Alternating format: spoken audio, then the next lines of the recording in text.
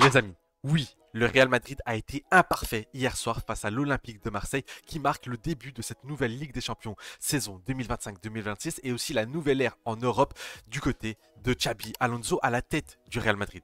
Mais je trouve qu'on en fait trop. On en fait trop avec cette rencontre. J'ai l'impression que le Real Madrid a perdu par 3 buts d'écart. J'ai l'impression que le Real Madrid n'a rien produit et qu'ils ont été totalement fantomatiques. Alors qu'on est sur une équipe du Real Madrid qui a tiré 28 fois au but. On est sur une équipe du Real Madrid qui a cadré 15 tirs. On est sur une équipe du Real Madrid qui est tombée sur un énorme Geronimo Rulli du côté de l'Olympique de Marseille. Alors oui, il y a eu des défauts. On a une défense qui n'a pas été à la hauteur, notamment Eder Militao, que j'ai trouvé vraiment pas bon dans ce match. Un Carvajal qui a totalement été débile, notamment sur son carton rouge.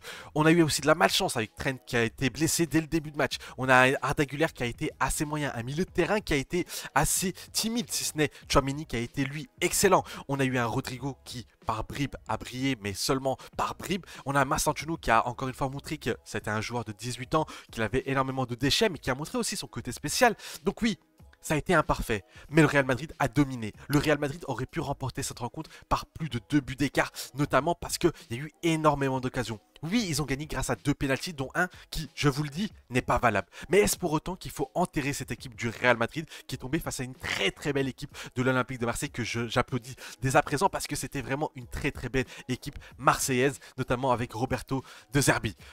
Mais ce Real Madrid a fait un bon match dans l'ensemble. C'est-à-dire que ce Real Madrid s'est procuré des occasions.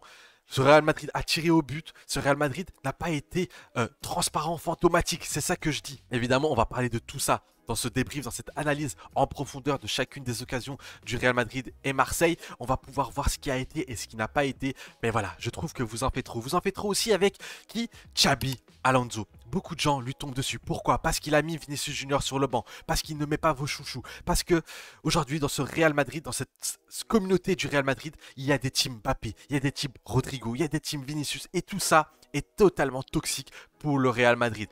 Hier, Xabi Alonso a fait un choix fort. Il a mis Vinicius sur le banc parce qu'il a fait un match moins bon ce week-end face à la Real Sociedad. Est-ce pour autant que Xabi Alonso doit être viré?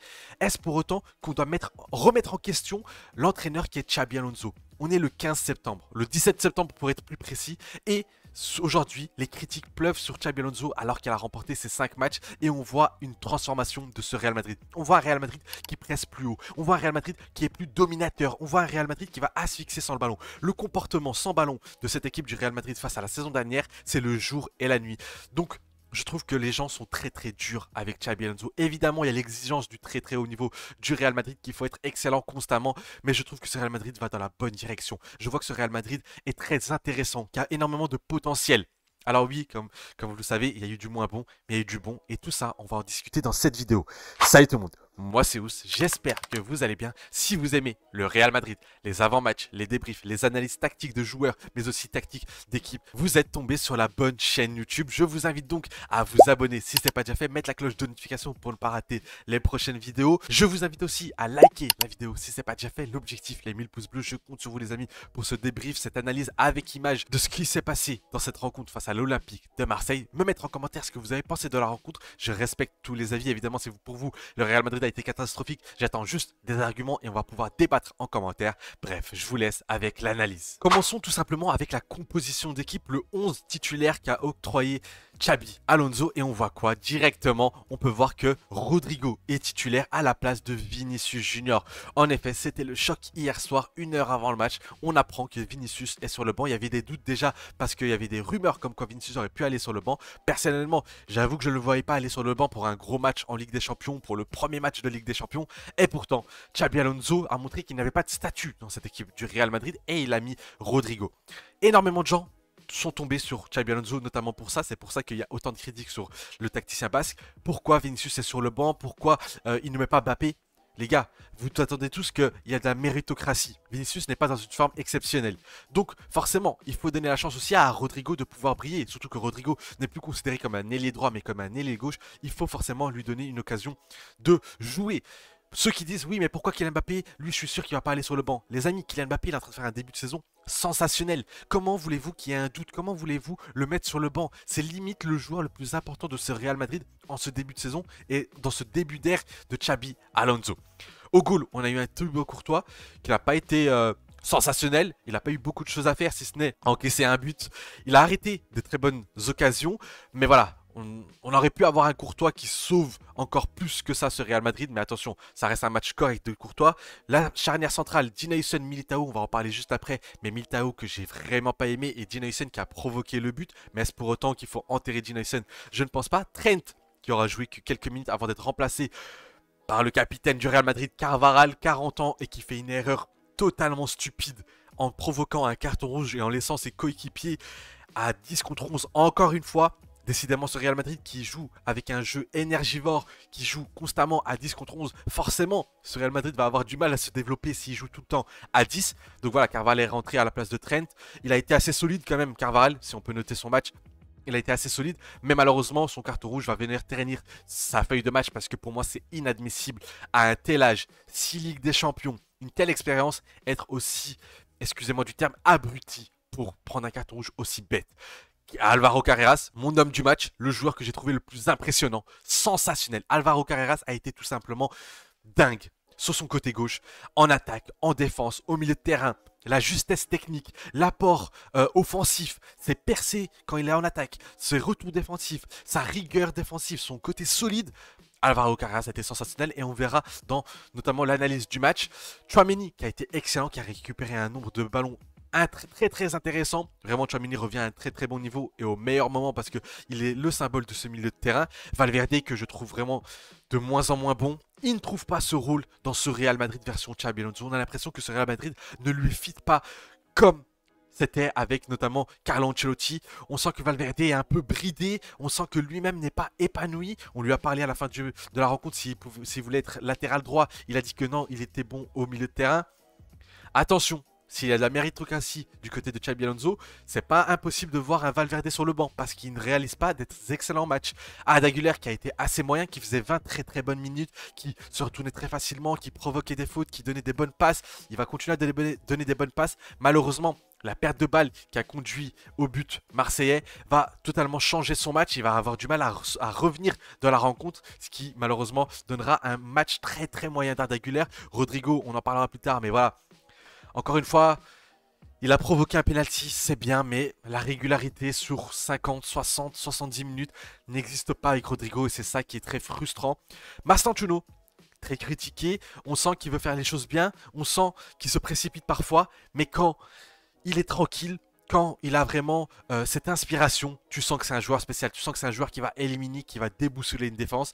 Donc, il a eu malheureusement à un moment donné presque la balle du match. Tu me diras c'était en première mi-temps donc forcément difficile d'appeler ça une balle de match. Mais c'était une balle qui aurait pu faire mal à cet Olympique de Marseille. Mettre le Real Madrid devant au tableau d'affichage et permettre de rentrer au vestiaire avec vraiment cette confiance et revenir en mettant un coup de massue à l'Olympique de Marseille. Malheureusement ça n'a pas été exceptionnel. Kylian Mbappé qui a fait son match, un doublé sur penalty. Bon, fallait quand même marquer ses penalties, même si attention, le deuxième penalty, je préfère le dire tout de suite, c'est selon moi un penalty qui n'est pas valable. Pour moi, c'est un penalty qui a été très gracieusement donné par l'arbitre. Est-ce que c'est de la compensation par rapport au carton rouge? Je ne sais pas, mais en tout cas pour moi, c'est un penalty qui n'était pas valable le second. Il a fait des bonnes courses, il a bien combiné, il a été très intéressant. Bref, un Kylian Mbappé très en jambes. Côté marseillais, on a eu une très belle équipe. Franchement, on a eu un Emerson qui a été assez bon. On a eu un Pavard solide, un Balerdi qui a été très intéressant. Kondogbia qui a eu énormément de mal au début, mais qui revenait petit à petit. On a eu un Greenwood et Aubameyang qui, même sans être exceptionnel, arrivaient à faire mal dans la profondeur à cette équipe du Real Madrid. On a eu un Timothy Weah qui a été vraiment intéressant et qui a marqué un sacré but et qui aurait pu marquer d'autres très beaux buts. Donc voilà, on a eu une très belle équipe de l'Olympique de Marseille. Un Roberto De Zerbi qui n'a pas menti sur son football, qui a continué à jouer haut, qui a continué à vouloir produire du football comme il le fait en championnat. Et rien que pour ça, il faut saluer la performance de l'Olympique de Marseille. Commençons directement avec quoi? Commençons avec la position des joueurs. On voit quoi? On voit un Mastantuono qui est élargi ici très loin, très haut. On voit un Trent qui est très haut aussi. On voit un Dinayson qui participe encore une fois à la construction en étant vraiment devant presque un Valverde. Enfin, littéralement devant un Valverde. On voit un Kylian Mbappé qui est dans cette position-là. On voit Rodrigo qui va élargir et un Carreras à l'intérieur du jeu. Mais là, on sent que l'équipe, elle est coupée en deux. Tu sens que malheureusement, voilà, tu as cette ligne-là, tu as la ligne ici et Arda Güler qui est un peu trop isolé. Ici, on a la première occasion où on voit Carreras qui va venir attaquer cette profondeur, qui va venir tout simplement attaquer l'espace, qui va montrer que c'est un joueur qui est protagoniste avec le ballon, excusez-moi. C'est d'ailleurs Dean Huyson qui va directement trouver Carreras ici en profondeur. Carreras qui, comme je l'ai dit, il a fait un de ses gros matchs de la part de l'international espagnol. Il a été bon, il a été au four et au moulin, défense-attaque, il a attaqué l'espace quand il fallait, il a dribblé, il a éliminé. Bref, j'ai trouvé très intéressant. Malheureusement, comme toujours, ici, il y a ce fameux No Man's Land où il n'y a absolument personne dans la surface. Qui va donner quand même une occasion où Kylian Mbappé va mettre un ciseau qui aurait pu directement climatiser cette équipe de l'Olympique de Marseille. Pour revenir un peu sur l'occasion, c'est vraiment ici Carreras qui va attaquer l'espace.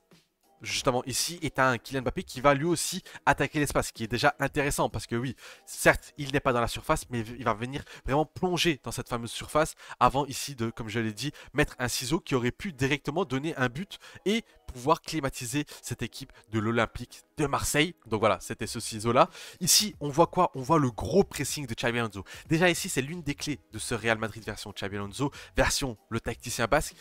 On voit quoi? Déjà, regardez le nombre de joueurs du Real Madrid qui sont dans les 30 premiers mètres de l'équipe adverse marseillaise. 1, 2, 3, 4, 5, 6. 6 joueurs qui sont dans la surface qui sont venus faire un pressing contre 2, 3, 6 joueurs marseillais. 6 contre 6 dans la première partie adverse de l'Olympique de Marseille. C'est dire à quel point le Real Madrid est venu presser. On a quoi aussi? On a quelque chose de très intéressant, c'est que Mastantuono ici va venir faire un gros pressing pour tenter de récupérer le ballon. Il va faire un pressing qu'on attend de lui, un pressing énergivore où il va se battre littéralement comme un chien. Ça c'est quelque chose qu'on ne peut pas reprocher à Mastantuono. Certes il a des maladresses, certes il a du déchet technique, mais quand il faut se battre sur le terrain, mettre du pressing, mettre de l'intensité, eh bien Mastantuono, il fait le taf et ça va être récompensé. Ça va être récompensé parce que Mastantuono va réussir à récupérer le ballon et il va se diriger directement vers le goal. Donc Rulli, et il va provoquer une occasion. C'est ça la première palette qu'a apporté Xabi Alonso à ce Real Madrid. Ce pressing, beaucoup de gens disent oui mais le pressing il t'apporte quoi? Il t'apporte des occasions, il te permet de faire rater l'adversaire, il te permet de récupérer le ballon très haut, regardez dans quelle zone il va la récupérer et de du coup ne pas avoir beaucoup de mètres à traverser et garder cette lucidité pour venir finir l'occasion. Donc ça c'est quelque chose que j'ai vraiment apprécié. Malheureusement il va pas réussir à marquer parce qu'il va manquer de justesse, il va manquer de finition dans la surface et de tout simplement lucidité. Ici on a une très bonne occasion, ça c'est la partie où Güler était très intéressant avant de sombrer un peu plus dans le match. On a un Güler ici, on voit quoi? Carreras, encore une fois Carreras, vous risquez de l'entendre parler pendant des semaines et des semaines, qui va venir prendre ici cette profondeur. On voit quoi? On voit Arda Güler qui va voir directement ce qui va se passer et il va donner un excellent ballon directement pour Carreras, un excellent ballon qui va trouver effectivement son destinataire et ce dernier va redonner le ballon à Rodrigo juste ici. Rodrigo qui va venir éliminer avant de tirer sur le gardien et rater. Mais voilà, on est à la 9e minute, il y a déjà eu 2-3 occasions. Le Real Madrid est déjà très protagoniste. C'est eux qui vont venir faire un pressing très haut. C'est eux qui vont venir asphyxier cette équipe marseillaise et qui vont avoir entre guillemets l'avantage du nombre et des occasions. Ici on a quoi? Encore une fois, un ballon un peu trop lointain pour Emerson ici. Valverde qui sera très haut aussi, encore une fois, comme je l'ai dit, 1, 2, 3, 4, 5, 6 joueurs dans la partie de l'équipe de l'Olympique de Marseille. Donc c'est dire à quel point vraiment j'insiste dessus. La présence, le mouvement, le comportement sans ballon de cette équipe du Real Madrid, c'est le jour et la nuit. Ils sont dans la bonne voie. C'est le comportement qu'il faut avoir pour être une équipe moderne, dominatrice, pour être une équipe qui ressemble, entre guillemets, attention, je ne dis pas que ça doit ressembler goutte par goutte, mais je dis juste que dans le comportement sans ballon, à une équipe du FC Barcelone de Flick, à une équipe du Paris Saint-Germain de Luis Enrique, ici, ce qui va se passer, c'est qu'on a Valverde qui va tirer sur le ballon et qui va taper tout simplement sur Emerson. Le ballon va se diriger dans cette zone-là. Ici, ce qui va se passer, c'est que Tchouaméni va récupérer le ballon. Tchouaméni qui est aussi très haut pour venir à vraiment apporter du physique, de l'intensité, qui va faire la très bonne passe à qui? À Rodrigo. Ce qui est intéressant à voir ici, c'est que Kylian Mbappé est du coup très haut sur le terrain parce qu'il participait au pressing. Ici, on a Rodrigo qui va venir jouer 1-1-2 avec tout simplement Kylian Mbappé. Kylian Mbappé va lui rendre... non, Kylian Mbappé, excusez-moi, ne va pas lui rendre. Kylian Mbappé va éliminer en se retournant et qui va finir par tirer et qui va être contré par le gardien Rulli. 9e minute, déjà 3-4 occasions. Le Real Madrid a mis de l'intensité, mais vous le savez, en Ligue des Champions, dans les matchs où les détails comptent double, si tu ne marques pas, si tu as beaucoup d'occasions et tu ne marques pas, tu vas te faire punir. Et c'est ce qui va se passer notamment. Ici, on a eu la première occasion de l'Olympique de Marseille où Timothy Weah va tout simplement arriver, travailler ici sur Dani Carvajal avant de lâcher une frappe qui a vraiment fait peur pour le coup. J'ai vraiment cru que Timothy Weah allait marquer sur cette occasion. Malheureusement, ça arrivera quelques minutes plus tard où Timothy Weah, après avoir raté son premier tir, va marquer ensuite. Donc c'est vraiment une occasion qui aurait pu faire goal.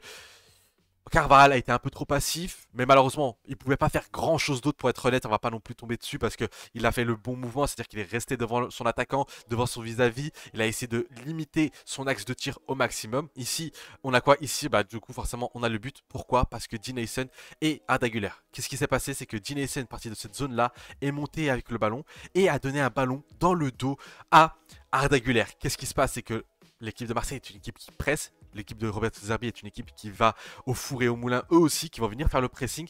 Et il se passe quoi? C'est que ici, les joueurs marseillais vont profiter du fait que Arda Güler ne va pas voir dans son dos qu'il y a deux joueurs marseillais. Greenwood va venir le presser, il va récupérer le ballon parce que Arda Güler n'aura pas le temps de réagir. Là, l'erreur, elle est partagée selon moi entre Huysen et Arda Güler. Güler aurait dû voir avant de recevoir le ballon qu'il y avait du danger derrière lui, mais Huysen aurait dû voir qu'il y a des joueurs derrière Güler et que forcément c'était pas la bonne solution de donner le ballon, surtout qu'il allait être dos à eux. Ce qui va se passer, c'est que Greenwood va faire le pressing, il va accélérer ici, plutôt, excusez-moi, il va accélérer juste ici, prendre la profondeur. On voit que Timothy Weah fait aussi un appel très intéressant. Il va donner le ballon à Timothy Weah, Timothy Weah va venir tout simplement transpercer le but. Et ici, on voit donc les deux fautifs, entre guillemets, c'est ça. C'est que Huysen, qui venait de cette zone-là, donne le ballon à Arda Güler alors qu'il y a ces deux joueurs juste derrière lui. Il me semble que c'est Kondogbia et Greenwood, excusez-moi. Qu'est-ce qui va se passer? C'est que tout simplement Greenwood va récupérer le ballon sur un gros pressing avec beaucoup d'agressivité. C'est ce qui caractérise aussi cette équipe de l'Olympique de Marseille. C'est une équipe agressive, c'est une équipe qui va venir presser haut et fort. Donc le Real Madrid va encaisser ce premier but contre le courant du match parce qu'au final le Real Madrid dominait. Le Real Madrid a fait 20 très bonnes minutes dans l'ensemble où ils ont montré qu'ils étaient capables de se procurer énormément d'occasions. Ils ont tiré au but, ils ont fait peur au gardien Rulli. Il y a eu des occasions, ils ont effectué un énorme pressing. Malheureusement, ils vont être punis parce que quand tu ne marques pas en Ligue des Champions, tu finis par encaisser. Ici, Timothy Weah a vraiment fait une frayeur aussi puisqu'il a failli marquer aussi un but face à Thibaut Courtois. Mais heureusement, Thibaut Courtois a été très bon sur cet arrêt-là. Et ça, c'est important de le signaler. C'est un but, si Marseille mettait le 2-0, ça pouvait mettre vraiment en difficulté sur Real Madrid. Mais le Real Madrid n'abandonne pas. Le Real Madrid continue à être bon dans cette partie, dans cette partie tout simplement. Ici, on a Tchouaméni avec le ballon. On a Arda Güler. On a Rodrigo sur le côté gauche, on a Kylian Mbappé juste ici et on a Carvajal qui est très intérieur. Quelque chose qui ne me plaît pas ici, c'est que Valverde ici ne sert à rien. Carreras pourrait avoir un dépassement de fonction. Malheureusement, voilà, c'est ce qui passe. C'est le défaut de ce match, c'est que le milieu de terrain a été assez brouillon. Et en fait, ça a manqué de corrélation entre ces trois joueurs, c'est-à-dire Valverde, Tchouaméni et Arda Güler. Il manquait de cohésion entre les trois. Les trois sont très bons, mais les trois ont manqué de corrélation entre eux. Mais Tchouaméni qui va donner un bon ballon ici à Arda Güler. Hop là.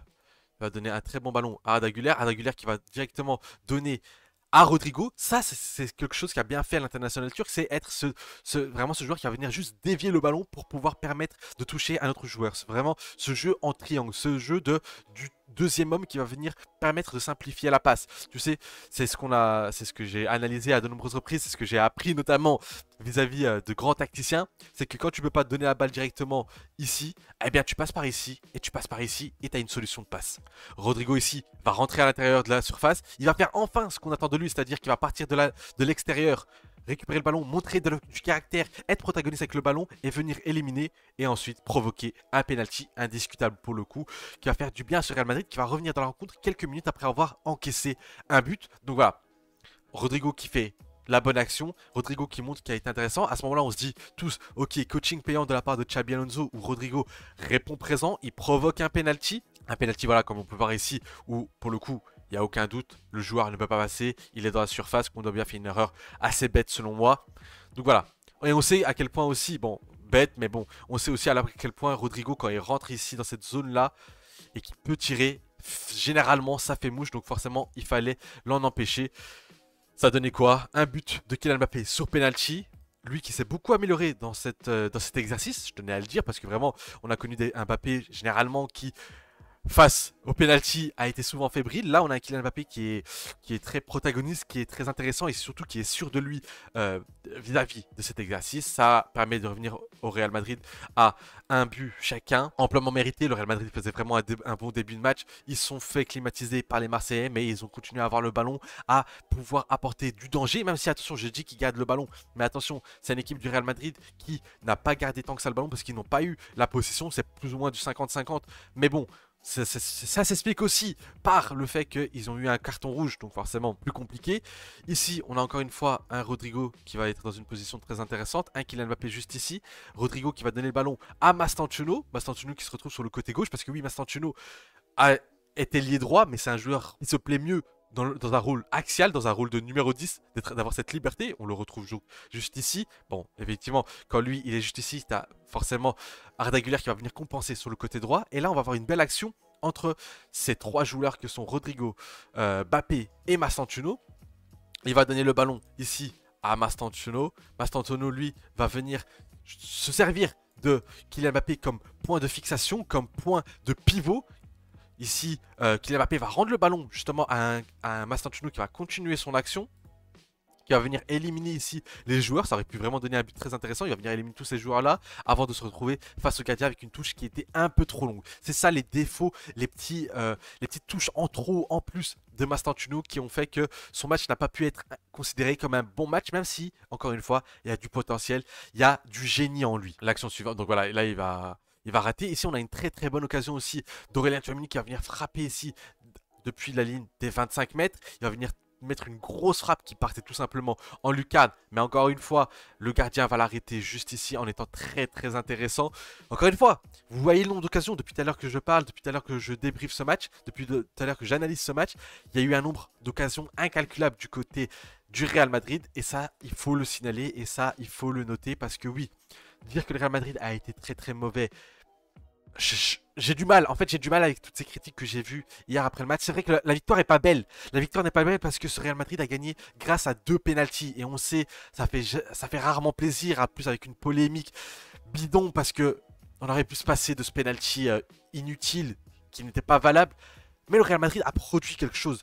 J'ai connu du Real Madrid de Carlo Ancelotti la saison dernière où il n'y avait aucune production, où il n'y avait aucun tir, aucune construction, rien. Là, on a vu un Real Madrid qui a tiré 28 fois, un Real Madrid qui a cadré 15 fois. Et c'était pas que des tirs comme ça de 25 mètres. C'était des tirs où, comme je vous l'ai montré en début de vidéo, il y a eu des occasions claires, nettes et précises. Ça aurait pu donner des buts. Ici, on a pourquoi j'ai pas aimé le match d'Eder Militao. Il a totalement été à l'ouest, il a été imprécis. Lui, on a cessé de l'encenser en disant qu'il était à retour à un excellent niveau, qu'il était impressionnant.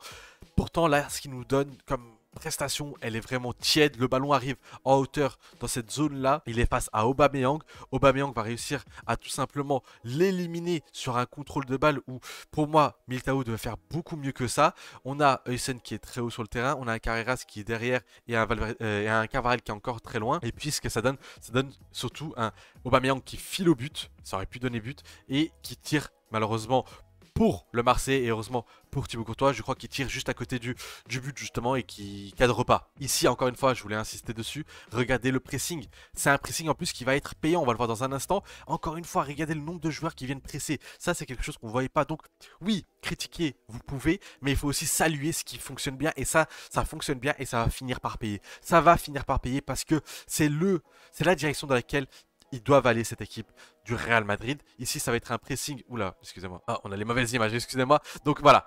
Donc le gros pressing ici du côté du Real Madrid sur une relance marseillaise. Ici, Tchouaméni va être très intéressant. Il va se jeter pour récupérer le ballon et le donner directement à Kylian Mbappé qui lui sera du coup aux abords de la surface de réparation. Encore une fois, c'est quelque chose de très intéressant. Tchouaméni qui va venir vraiment apporter son côté défensif, mais très haut sur le terrain, donc récupérer haut rapidement et donner le ballon très rapidement. Malheureusement, Mbappé va mettre une frappe assez molle sur le gardien qui va l'arrêter. Donc encore une fois, est-ce que là, s'il prenait 1 mètre de plus et qu'il vraiment tirait sa patate là dans le but, ça aurait pu donner but peut-être, mais voilà, des occasions sont là, les occasions franches sont là, c'est pas des occasions hasardeuses. Ici on a quelque chose de très intéressant aussi, ça c'est des occasions que j'aimerais voir un peu plus souvent. Dineyson, Arda Güler et plus haut on a un Kylian Mbappé.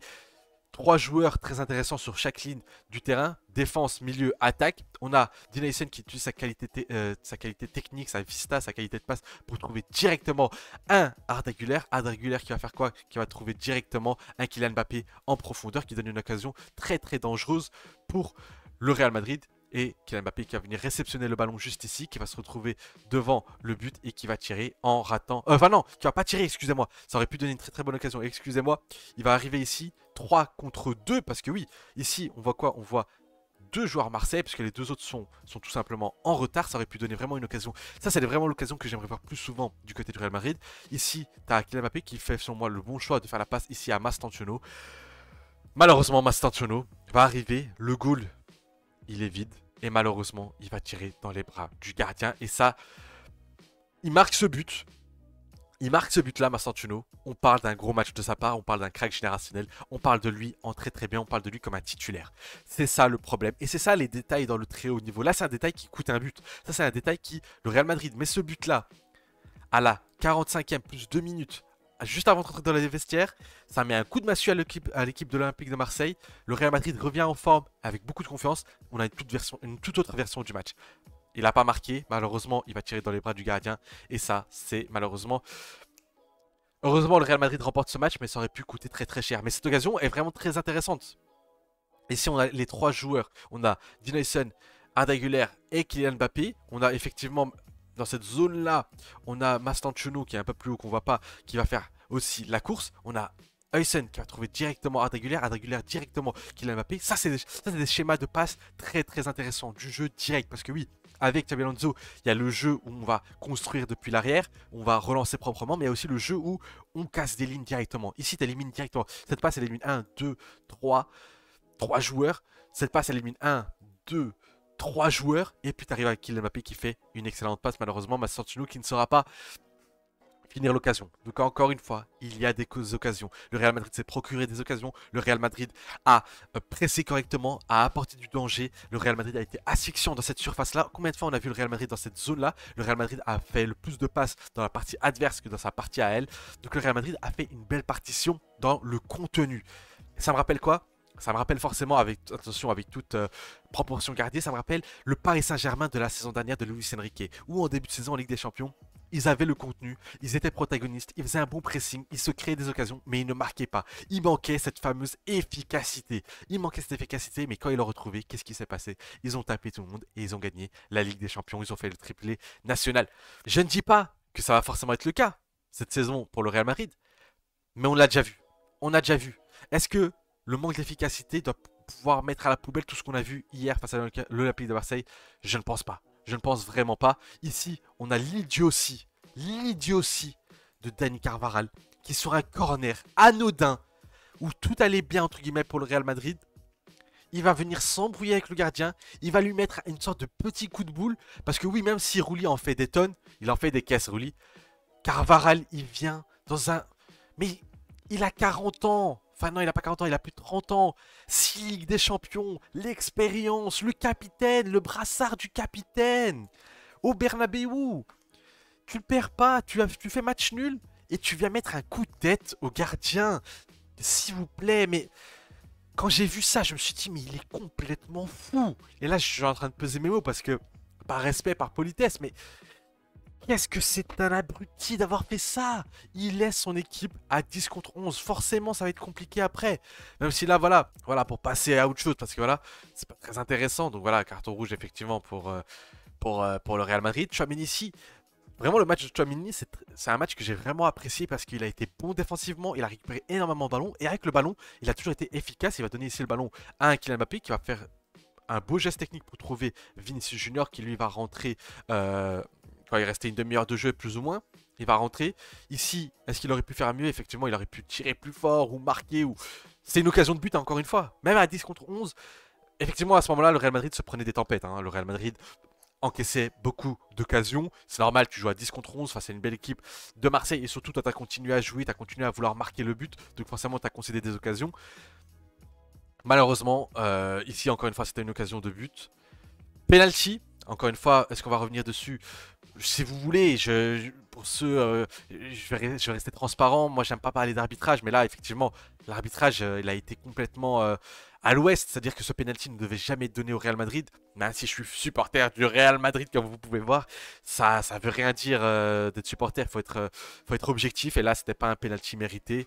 Mbappé marque et là il enterre les espoirs tout simplement de l'Olympique de Marseille qui aura fait encore une fois une très très belle rencontre face à cette équipe du Real Madrid. D'un point de vue statistique, encore une fois, pour prouver que le Real Madrid dans le contenu a été intéressant, 3,65 XG, là je vais dire oui mais il y a eu deux penalties sauf qu'il y a eu 1,87 XG de but, enfin dans le jeu, action de jeu, effectivement les penalties c'est 2,08 mais du coup 1,87 dans le jeu, t'as 28 tirs, t'as 15 tirs cadrés, t'as 5 occasions de but, 3 grosses occasions manquées, 9 fautes, 9 corners. Donc t'as eu les occasions, t'as été protagoniste, t'as montré que t'étais un joueur capable de...